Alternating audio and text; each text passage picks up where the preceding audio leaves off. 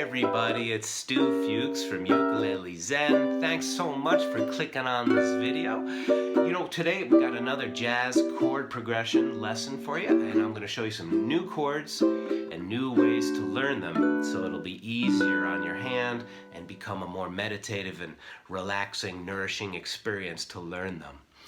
You know, I really appreciate you watching this video. If you haven't clicked away yet, you must want to learn something about jazz ukulele, so thanks for hanging out. If you enjoy these videos, hope you'll give it a thumbs up. If you haven't already, please click the subscribe button and the notification bell next to it so you'll know when I post a new video. And one other thing, if you share this video with your friends, sure would appreciate that a lot. Really appreciate you being here and spending some time.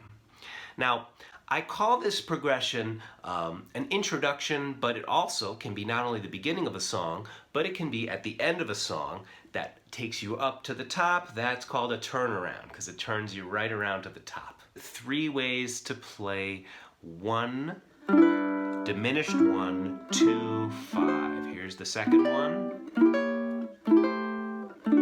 And here's the third one. Groovy stuff. Now let's get into one of these chord progressions. We touched upon this in a previous video just earlier this week. The chord progression is G major 6. It could be G major, but what you do is you open up that string. Right? Now the next chord is your G diminished chord. Pretty nice movement there. Okay. And then the next chord is your A minor 7. The gift chord, right? Look, Ma, no hands. And then the next chord is your D7 chord. Now, we've already covered this, but I want to show you a couple of cool variations. Now, you can color all these chords in different ways to create interesting melodic and harmonic variations.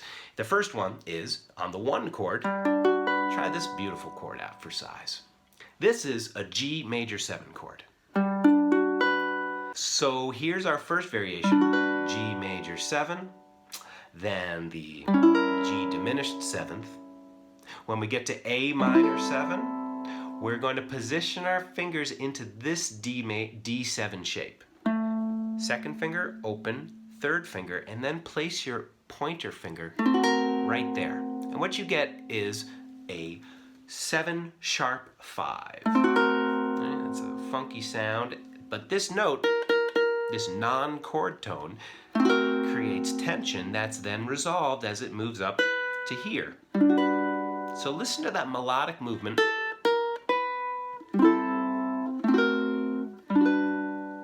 Now, before we go on to learn all kinds of other cool variations of this progression, try this out for size.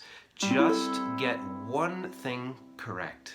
In fact, I'd like you to pause the video and just do this. Do this just for a few minutes. You could set a goal of doing it 3 times in a row and then start the video again and learn the other ones.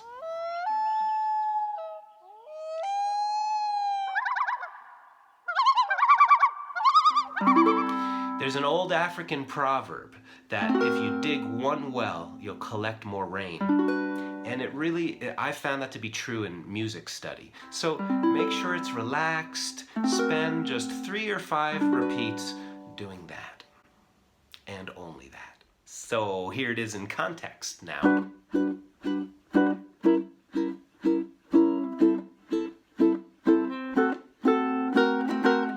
It had to be you. It had to be you. So it's a nice little introduction. Okay, let's learn a new way to play the chords. G major 6, all right? It's actually the same notes as E minor 7. Don't worry about that. We'll cover that another time. I'd like you to learn this chord. This one is a challenge. It's a challenge, but it's worth it. 2 ways to play this chord. All right, you could play it with 4 fingers, and that would be 4th fret, 4th fret, 3rd fret, pinky.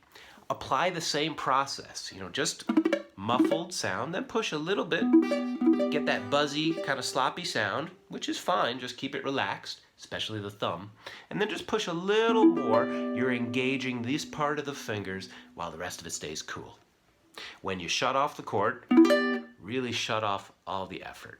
Oh, and don't forget to smile at your hand. The more advanced way to play this chord, and you might be wondering, why would I bother doing something harder? Well, it actually has its benefits down the road, and that is to cover these 2 frets with just 1 finger. Now to do this, you're going to want to connect a little further down towards the knuckle, and notice how I have a little bit of the fingertip sticking up. I covered this principle in my 10-minute bar chord overview video, which you can watch on the channel. All right, this has benefits down the road to only use 3 fingers to play this chord. Some people do it like this or like this. And I know the middle finger, it might not be so flexible, so what you do is what an old jazz cat told me years ago.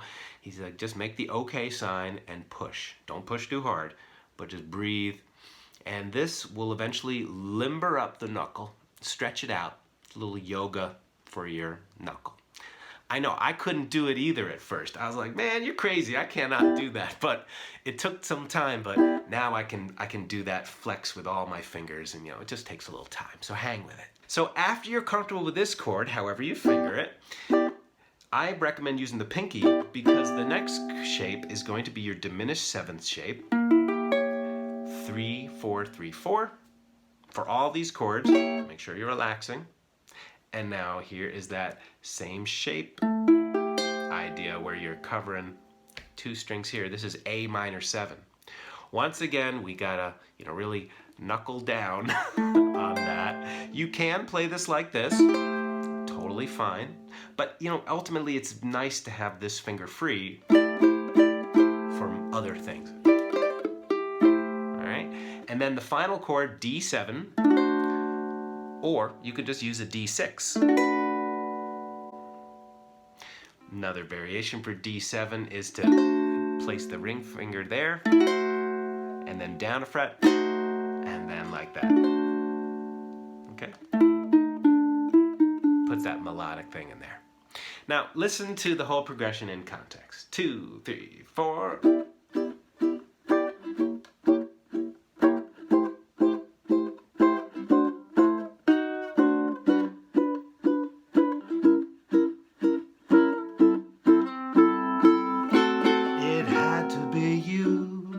And then you're off in the tune. Well, it had to be you. And then I looked around, I finally found somebody who. Okay, etc., etc. Let's learn another way to play this. G major 6, just like E minor 7, we are barring up the 7th fret. Have I mentioned that it's a good idea to soften the hand up? I might be sounding like a broken record, but you gotta really make this into a habit. Soften up and smile at your hand. I'm telling you, it really is a good thing. Make sure that your thumb is right behind the finger too, because then you'll get a little more grip. Okay? This will be the last variation for today. Now look, we move from there to the same diminished 7th shape. We played it here earlier. Move it up 1, 2, 3 frets. And then we move to this shape. Take a look at this good stuff. You're gonna move this down, and that's another way to play A minor 7. Whoa, man. Then you're at your D7 chord. Some variations for the D7 chord would be to leave the pinky there. Okay? Or you could play a 13th chord. It's adding that B. Okay? So here it all is in context with a couple of cool variations. Notice what I do on the diminished 7th chord. When you get to the diminished 7th chord, see how they stand in for one another. Anytime you get to a diminished 7th chord, you move up 1, 2, 3 frets. 1, 2, 3 frets, and you can change from one to another. So the diminished 7th chord can be a springboard into changing your position. Take a listen.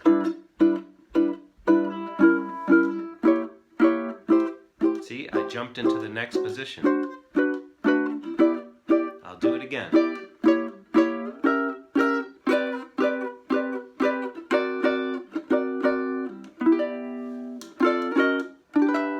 And I'm back home on G. So you can see there's quite a bit of detail in just getting into one chord progression. So this is a lot of material. I hope that you will digest it slowly. Please, chew well, meaning pause the video, take your time, hang out with these progressions. All right, everybody, that's my time. Thanks so much for watching. Really appreciate you being here. And I'll see you in the next video. Subscribe, share, like, all that good stuff. Thanks so much. May you have a wonderful day. It had to be you. It had to be you. I looked all around, I finally found the somebody who make me feel blue.